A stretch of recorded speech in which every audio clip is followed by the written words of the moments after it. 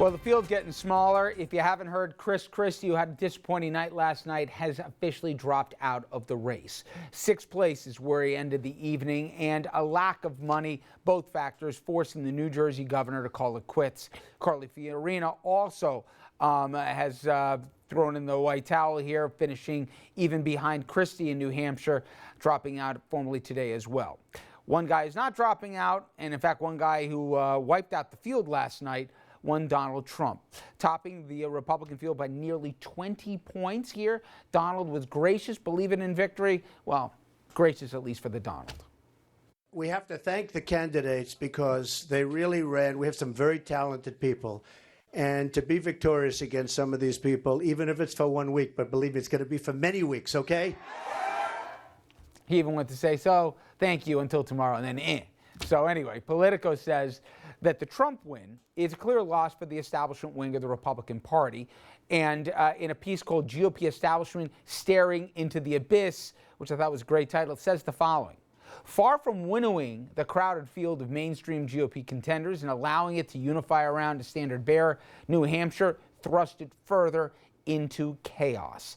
After strong wins by Sanders and Trump, the happiest guy in the world might actually be this guy, Michael Bloomberg. Remember when we spoke earlier this week about the conditions that he's already been on record as saying he would run? Well, last night was certainly a way towards that. And Andrew, as we said, just back from New Hampshire today, you could not craft a more worst case scenario. I could see Reince Priebus just banging a table somewhere saying he wanted one person to emerge from the establishment. And that in addition to Christie, that somehow there'd be some clarity between Rubio, between Bush, between Kasich. Kasich had a good night. Bush had his night of relevance, you would say, even if he didn't get in the top three. And Rubio can still say, I had bad 3 days here, but I'm the same guy who did really well in Iowa, and at the end of the day, I got clearer sailing down south. They still got two guys from Florida in this, and until one of them sure the other one's dead, they're not going anywhere. Yeah, the only way this could have been worse for the GOP mainstream is if Christie had scored a little bit better and was still in the race, and then you'd have a four-headed monster in that range. Look, this is bad on a number of levels. First of all, you now have Rubio and Kasich as emerging from the two first election events as being mainstream candidates. Second of all, you revived Jeb Bush last night. I know it might just be a moment of relevance, but he's got that war chest that's just sitting there that he can use. He's got the money to actually be in play, and now he might get a second look as being a possible mainstream candidate. Look, Donald Trump's not going to go anywhere, and Ted Cruz is going to continue to have that far-right block. He's going to be the far-right conservative candidate all the way through this.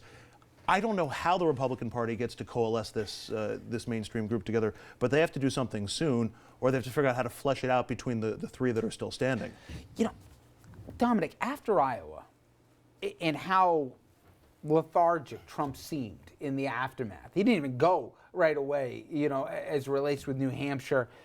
And there didn't seem to be any enthusiasm. When talking with Andrew from the field on Monday and even on Tuesday, there just didn't seem. It just had, I know we had that idea that this might be a bad night for him and this might be it. He cleared the field. He lapped them.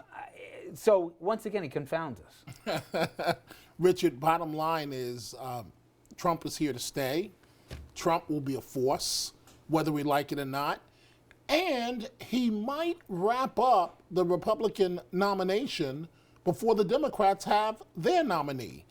There's no other way to look at this. But for the Republican Party, half empty, half full, I see the scenario as potentially half full.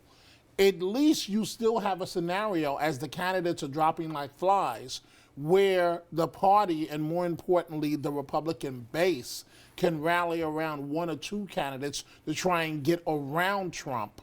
I don't see that happening, but you still have Bush, and you still have a scenario. What they're saying, Andrew, is, to Dom's point, if you're Bush right now, you're not going to go after Trump yet.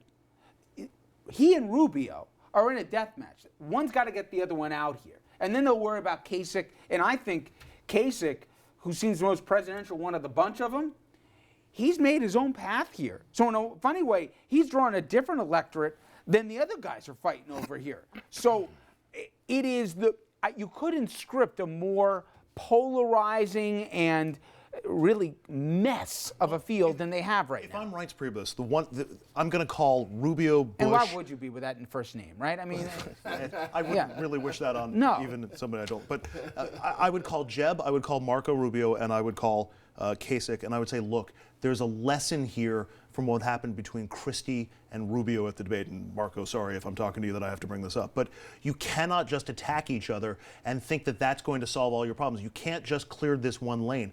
You got to open up on But they're Trump gonna if do you're it going to anyway. go for it. You would too if you were counseling one of them. And Ted Cruz is going to have to start doing that too. Everybody's going to have to start realizing that, look, I can't get this to Cleveland and try to win this in a brokered convention. And unless we can do something to pull Trump down, he might have enough steam to run away with this thing unless we start going after him. Cruz is not going to win this thing in a brokered convention. And you know what the most bizarre thing? You look at where Trump's getting his voters. A lot of these guys are evangelicals.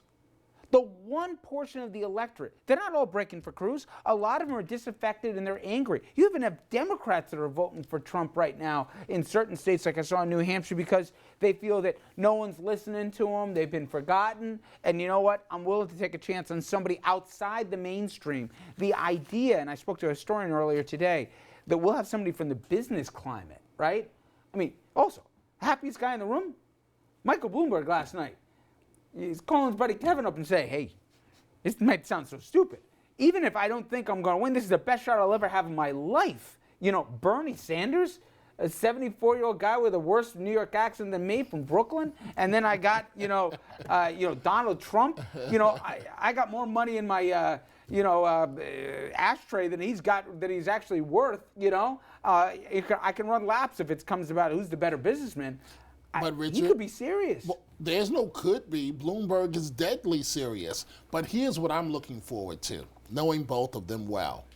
Can you imagine the dirt that's going to fly in the battle of two billionaires? Can you imagine the dirt? Especially one that's actually willing to spend money like a billionaire, yeah. It's going to be interesting. All I'm saying is don't write off Hillary, and this thing might be over with in terms of Trump getting the nomination.